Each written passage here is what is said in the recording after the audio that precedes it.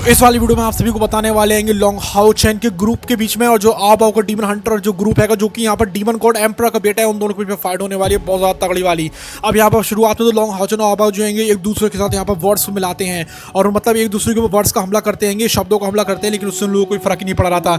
यहाँ पर long how चैन इतना सब कुछ सुनने के बाद, देखने के बाद कि यहाँ पर जो आबाओ है वो पीक पर बैठा हुआ है लेवल 8 की, उसको यहाँ पर घंटा फर्क नहीं पड़ रहा था। यहाँ पर लॉन्ग हाउ चैन बहुत ज्यादा बैडएस हो चुका था और वो कहता है लेवल 6 पर होने के बावजूद एक लेवल 8 के पीक के बंदे से जो कि एक डीमन गॉड का बेटा है, उससे वो कहता है तुम्हारी औकात मेरे आगे कुछ भी नहीं है, तुम्हारा राइवल सिर्फ तुम्हारे पापा हैं जिनको मैं मानता हूँ, तुम तो मेरे आगे कुछ भी नहीं हो आबाओ। ये सुनकर आबाओ बहुत ज़्यादा इधर पे कैसे सकते हो कि एकदम से हैरान हो जाता है। वो कहता है कि लॉन्ग हाउ चैन सही में इतना पावरफुल है, लेवल 6 पर होके मुझसे ऐसा बोल रहा है कि मैं इसके लायक नहीं हूँ फाइट करने के।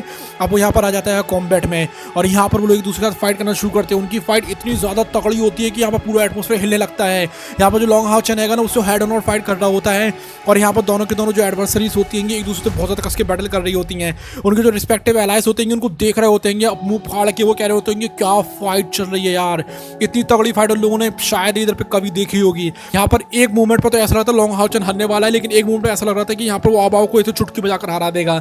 लॉन्ग हाउ चैन जिसके कॉमरेड्स होते हैं उनको ओवरवेलमिंग उनको फीलिंग आ रही थी आबाओ के लिए और लॉन्ग हाउ चैन के लिए। जो आबाओ था उसकी स्ट्रेंथ सही में बहुत ज़्यादा टेरेनिकल थी। अब यहाँ पर जो त्यानकुंग होता है वो बिल्कुल जब गुस्से से भर जाता है और त्यानकुंग कौन था, त्यानकुंग यहाँ पर एक किंग लेवल स्क्वाड का एक कैप्टन था, उतारता है मिथ्रिल फाउंडेशन आर्मर और लॉन्ग हाउ चैन को दे देता है और लॉन्ग हाउ चैन इसको बिल्कुल अपने दिल से स्वीकार कर लेता है। उसके बाद कन्फ्रंटेशन इधर में एक्सकेलेट हो जाती है। लॉन्ग हाउ चैन और एक दूसरे के ऊपर फाइट करने लगते हैं। उनकी जब बहुत ज़्यादा तगड़ी वाली इधर पे बैटल चल रही होती है, लॉन्ग हाउ चैन की जो प्योर पावरफुल प्रेजेंस थी ना, उसकी वजह से आबाओ की तो यहाँ पर चित्रे उड़े जा रहे थे, दिमाग के सोच के पागल हो जा रहा था। यहाँ पर एक के बाद वो अटैक कर रहा था। जो आ रहा है तो गॉडेस ऑफ लाइट होती है कि वाली शॉट से अब आवा की यहाँ पर बहुत तगड़ी वाली फॉर्मेटल एबिलिटीज थी, लेकिन लॉन्ग हाउ चैन की जो इधर पे स्ट्राइक्स थी ना इतनी यार तगड़ी वाली थी, इतनी रिलेंटलेस थी कि यहाँ पर आबाओ एक लेवल 8 की पीक का बंदा डिफेंसिव पे आ जाता है। लॉन्ग हाउ चैन इतना ज़्यादा बैडएस हो गया था इस टाइम पे, इतना ज़्यादा बैडएस हो गया इसकी कोई हद नहीं यार। और लिटरली ये one of the greatest fight होने वाली है। यहाँ पर लॉन्ग हाउ चैन जो कि सिर्फ लेवल 6 पर है वो एक लेवल 8 के बंदे को मारने वाला है भाई। यहाँ पर फिर वो फ्यूजन करता है, जो मिथ्रिल फाउंडेशन आर्मर होता है जो याटिंग की फ्यूजन होती है कि उनके जो फ्यूजन करता है और ऐसा चैलेंज एक सामने रख देता है आबाओ के कि आबाओ सोचता है भाई मैं तो गया। ये जो थी बैटल थी एक लाइट और डार्कनेस के बीच में, जो लॉन्ग हाउ चैन था वो यहाँ पर लाइटनेस को यहाँ पर एफेक्ट कर रहा था और जो यहाँ पर आबाओ रहता है वो डार्कनेस को। इनकी जो इंटेंस बैटल में जो आबाओ के अगेंस्ट में हो रही थी, लॉन्ग हाउ चैन वो बहुत ज्यादा रिमार्केबल एवोल्यूशन दिखा रहा था उसकी कॉम्बैट स्ट्रेटजी और स्किल सेट में। प्रीवियस कन्फ्रंटेशन में तो जहाँ पर ना उसको बिल्कुल ओवरवेलमिंग फोर्स को जल्दी मतलब इस्तेमाल करना पड़ा था इससे कि वो उस बंदे को हरा पाए लेवल 8 के, लेकिन इस टाइम वो ऐसा नहीं कर सकता था क्योंकि आबाओ की स्ट्रेंथ भी काफी ज्यादा तगड़ी वाली थी, इसलिए वो यहाँ पर इतनी उसको नहीं हरा सकता था। लेकिन उसको यहाँ पर एक प्लानिंग जरूर थी कि आबाओ को वो बिजी करके यहाँ से निकल सके, लेकिन ऐसा हो ही का पा रहा था। वो अपनी फ्यूजन को उठाता है, हाउ के साथ फ्यूजन को करता है और जो याटिंग होती है उसके साथ भी वो फ्यूजन कर लेता है। यहाँ पर लॉन्ग हाउ चैन जो है एक सीरीज देता है, सीरीज एक के बाद एक देता है, इससे कि डिवास्टेटिंग अटैक्स होते हैं arrive the goddess of light की। लेकिन फिर उसको समझ में आ जाता है कि ब्रूट फोर्स अकेली काफी नहीं है इस बंदे को हराने के लिए, उसको ब्रूट फोर्स के अलावा भी यहाँ पर कुछ करना पड़ेगा। तो अपनी जो असेंडिंग जो ड्रैगन स्ट्राइक होती है कि रिपल्स होती है लाइट टेक्निक से उसको इस्तेमाल करने लगता है। लॉन्ग हाउ चैन जो है एकदम से ना प्रिसाइज और कैलकुलेटेड अटैक्स उसके ऊपर करने लगता है, जिसकी वजह से जो आबाओ और उसके बीच में इतना बड़ा क्यों गैप है वो कम हो सके। अभी आबाओ बेचारा डिफेंस ही कर पा रहा था, मतलब लॉन्ग हाउ चैन यहाँ पर हंस रहा था। लॉन्ग हाउ चैन कहता है फाइनली आबाओ थैंक यू सो मच, तुम यहाँ पर आए होंगे। यहाँ पर किसी की औकात थी ही नहीं, चाहे वो लेवल 6 पर हो, चाहे वो लेवल 7 पर हो, चाहे वो लेवल 8 पर ही क्यों ना हो, कि मेरी पूरी स्ट्रेंथ को यहाँ पर झेल सके। तुम यहाँ पर आए होंगे उसके लिए थैंक यू सो मच। मतलब यहाँ पर लॉन्ग हाउ चैन बिल्कुल एक अल्फा मेल बन चुका था यार। वो यहाँ पर उसको कोई परवाह थी नहीं, वो यहाँ पर बस डिस्ट्रॉय करना चाहता था आबाओ को और फिर उसके पापा को जो कि डीमन गॉड, और यहाँ पर ह्यूमैनिटी को हज़ारों साल बाद यहाँ पर आज़ाद करवाना चाह रहा था। यहाँ पर जो आबाओ रहता है दो इनिशियली वो लॉन्ग हाउ चैन की वजह से थोड़ा सा पीछे हट गया था, लेकिन वो ना यहाँ पर अपने आप को इधर पे एडजस्ट करने में लगा हुआ था। यहाँ पर जो लॉन्ग हाउ चैन है उनको इधर में रिजॉल्व करके इधर पर शॉर्ट टेक्निक का इस्तेमाल कर रहा होता है और जो आबाओ था वो ऑफ गार्ड हो जाता है। अभी यहाँ पर उसको ल्योर करने की कोशिश करता है फॉल्स सेंस ऑफ सिक्योरिटी में, और दूसरी तरफ से वो उसके ऊपर अटैक कर दे रहा था। मतलब एक तरफ से उसको दिखाता है जैसे कि मान के चलो यहाँ पर आबाओ जीत जाएगा, लेकिन तभी वो उसके ऊपर ऐसा अटैक कर रहा था इससे आबाओ को लग रहा था कि इसने मुझे फंसा लिया है। पूरा दिमाग का, स्ट्रेंथ का, स्वॉर्ड का तुम जो ले लो यहाँ पर वो कर रहा होता है लॉन्ग हाउ चैन इसको हराने के लिए। अभी बैठे जैसे थे तगड़ी वाली होती आ रही थी, लॉन्ग हाउ चैन के जो कॉमरेड्स होते हैं जो बाकी लोग होते हैं उनको ऑ में देख रहे थे। वो सोचते हैं भाई कितना तगड़ा बंदा है लॉन्ग हाउ चैन यार, यहाँ तक कि आबाओ भी पीछे की तरफ खिसकने लगा है। अब हर एक स्ट्राइक के साथ जो लॉन्ग हाउ है ना उसका यहाँ पर डिटर्मिनेशन बढ़ता ही जा रहा था। जैसे थे फाइट बढ़ती जा रही थी आगे, लॉन्ग हाउ चेन कमजोर नहीं हो रहा था, उसकी स्ट्रेंथ और भी ज़्यादा बढ़ती जा रही थी। कंप्लीटली बैडएस भाई, यहाँ पर इसकी वजह से जितने भी बंदे आसपास होते हैं ना, उनको भी यहाँ पर उनकी हड्डियों के अंदर शिवर महसूस होने लगता है। वो कहते हैं कि भाई क्या ही बंदा है यहाँ पर लॉन्ग हाउ चेन। यहाँ पर जो कंडेमनिंग जो रिजॉल्व होता है शॉर्ट टेक्निक का, उसको प्रिसीजन के साथ वो मार रहा होता है लॉन्ग हाउ चेन की। सही में यहाँ पर उसने जो है हाबाओ की बदशाह दी होती है कि अब यहाँ पर जो बैटल है वो क्लाइमैक्स पर पहुंचती रहती है। हाबाओ जो है पूरी की पूरी स्ट्रेंथ अपनी लगा देता है, लेकिन लॉन्ग हाउ चेन भी यहाँ पर कहाँ डरने वाला होता है। वो बिल्कुल तैयार हो जाता है हाबाओ की मोस्ट पावरफुल अटैक का सामना करने के लिए। अभी इस ब्रेथ टेकिंग मूवमेंट में जो लॉन्ग हाउ चेन है अपने ट्रांसेंडेंट फॉर्म निकालता है स्वॉर्ड का, जो कि लॉन्ग हाउ चेन की डिवास्टेटिंग जो फिस्ट इन 10 होती है उसके जाकर टकराती है, और वहाँ पर इतना तगड़ा वाला एक्सप्लोजन होता है कि उनके जितने भी यहाँ पर स्क्वाड के लोग होते हैं सब पीछे खिसकते चले जाते हैं। अब यहाँ जब वहाँ पे डस्ट यहाँ से हटती है तो लॉन्ग हाउ चेन जब बिल्कुल खड़ा हुआ था एक बीकन होप की बनकर डार्कनेस में, और दिखा रहा होता है देखो मैं कितना तगड़ा वाला वॉरियर हूँ। लॉन्ग हाउ चेन जो हाबाओ आएंगे उनकी इधर पे बहुत तगड़ी वाली बैटल हो रही होती है, और यहाँ पर उनकी फाइट की वजह से एक्सप्लोजन पे एक्सप्लोजन होते आ रहे थे। इसकी वजह से सारे बंदे तो उड़ के फेंक रहे थे, ऐसा लगता कोई इनके आगे है ही नहीं। यहाँ पर जो हाबाओ रहता है उसको बहुत ज़्यादा तगड़ी वाली चोटें लगी थी, लेकिन फिर भी वो लॉन्ग हाउ चेन को यहाँ पर वर्दी राइवल होने का यहाँ पर खिताब दे रहा था। लेकिन कुछ भी ना हाबाओ जो है अपना बिल्कुल इंटेंट दिखा रहा होता है हाउ चेन को मारने के लिए, ताकि यहाँ पर लॉन्ग हाउ चेन और ज्यादा बड़ा थ्रेट ना बन जाए। सोचो जब लॉन्ग हाउ चेन पहुंचेगा यहाँ पर लेवल 8 पर, तब भाई उसके आगे लेवल 9 वाले भी कुछ नहीं लगेंगे, और जब वो पहुंचेगा लेवल 9 पर तो डीमन गॉड एम्परर भी हमारे ख्याल से उसको टक्कर नहीं दे पाएगा। जो लॉन्ग हाउ चेन है वो भी बहुत ज्यादा कस के थक चुका था, तो उसके बाद कोई रास्ता बचा नहीं था। यहाँ पर जो यू होती है उसको वो अपने कब्जे में ले लेता है। हाबाओ की जो फियोंसे होती है, अभी यहाँ पर जो हाबाओ होता है वो बहुत ज्यादा तगड़े मूड में था उसको निपटाने के लिए, लेकिन यहाँ पर वो प्रॉमिस भी नहीं तोड़ सकता था, क्योंकि जो यू होती है मून डीमन जो गॉड है एगरिस उसकी बेटी है, तो यहाँ पर उसका भी रिस्क नहीं ले सकता था। यहाँ पर जो लॉन्ग हाउ चेन है बिल्कुल चैलेंज कर रहा था हाबाओ की लॉयल्टी को कि क्या करेगा तू, यहाँ पर मुझसे लड़ेगा जाकर या फिर अपनी जो पार्टनर रहेगी उसको बचाएगा। अभी ये दोनों के दोनों जो थे हाबाओ के उसूलों के खिलाफ थे, इसलिए वो यहाँ पर कुछ भी नहीं कर पा रहा था। यहाँ पे जो टेंस स्टैंड ऑफ था उन दोनों के बीच में, एडवर्सरीज के बीच में, वो और ज़्यादा तेज होता जा रहा था। और अब यहाँ पर हाबाओ को समझ में आ गया था कि लॉन्ग हाउ चेन से यहाँ पर उसने टक्कर लेके इतना गलत कर दिया है। अभी हाबाओ जो है बिल्कुल एकदम गुस्से में आ जाता है और सोचता है कि लॉन्ग हाउ चेन को निपटाना तो पड़ेगा, लेकिन अपनी फियोंसे को कैसे मरने दूं मैं। और अभी यहाँ पर जो हाबाओ जो कि पावर और पोजिशन को यहाँ पर वैल्यू करता था, लेकिन फिर भी उसकी सिंसियर फीलिंग भी थी यू के लिए, तो यहाँ पर वो काफ़ी ज़्यादा देर पे कन्फ्यूजन में आ जाता है। उसके अंदर कॉम्प्लेक्स मोटिवेशन होने लगते हैं।